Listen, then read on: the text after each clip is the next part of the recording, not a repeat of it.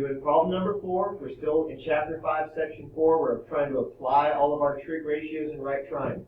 Number 4 is a little bit different. Same process, but there's one extra step. Noah, what was given to us on problem number 4? The opposite.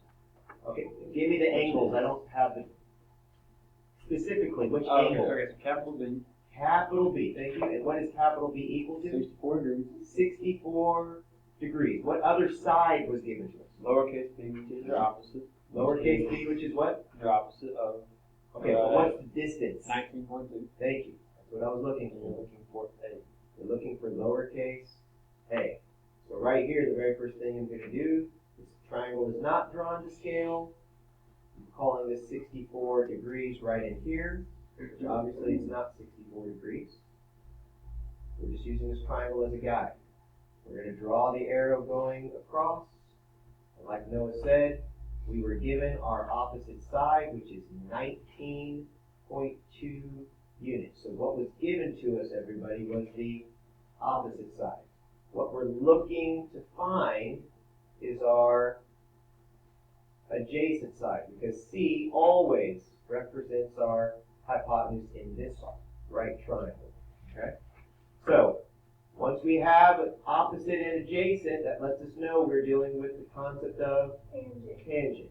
So we're going to say the tangent of our angle, which is 64 degrees, equals our opposite side, which is good, over our adjacent side, which is, we'll just call it lowercase a.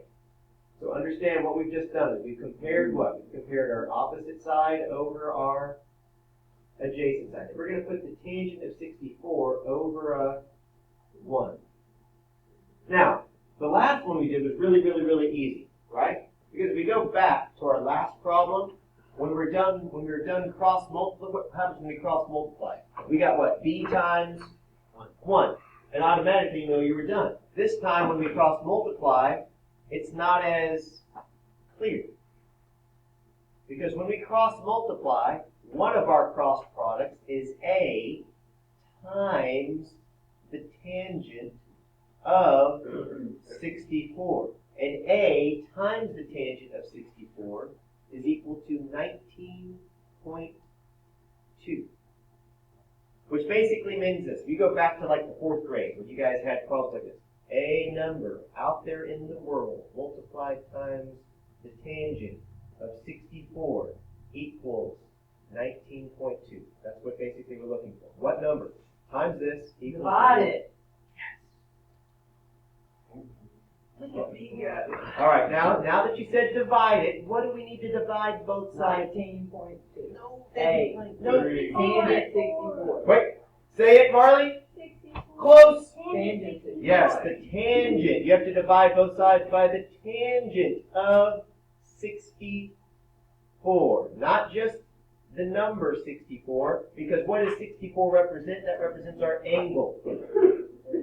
So our final answer, everybody, lowercase a is equal to whatever 19.2 divided by the tangent of 64 degrees. And that will give us an approximate value. This is how you could type it into the calculator.